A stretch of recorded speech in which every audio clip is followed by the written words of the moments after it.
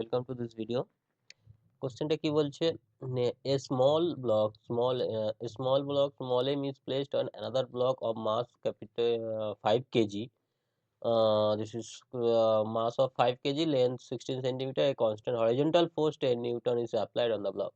All surfaces are assumed frictionless. The time explained before the block m separated by the 5 kg block. So এই 10 Newton force যদি এই ব্লকের ওপর applied হয়, তাহলে এই ব্লকটা এইদিকে মুভ করবে। তার অ্যাসেলারেশন কি হবে? অ্যাসেলারেশন এ ইকুয়াল টু হবে force per mass, that is 2 metre per second square.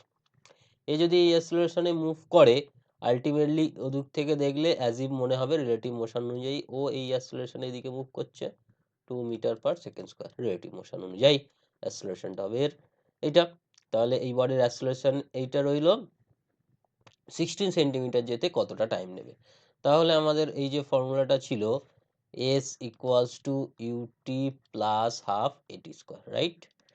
তাহলে এখানে s হচ্ছে 16 centimetre, u initial velocity 0, half a হচ্ছে আমার 2 metre per second square, 2 metre থেকে সেন্টিমিটারে গেলে 200 metre per second square, and t square.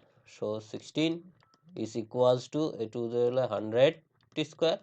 So this is 16 by 100 equal to t square, that is 0.16 equal to t square.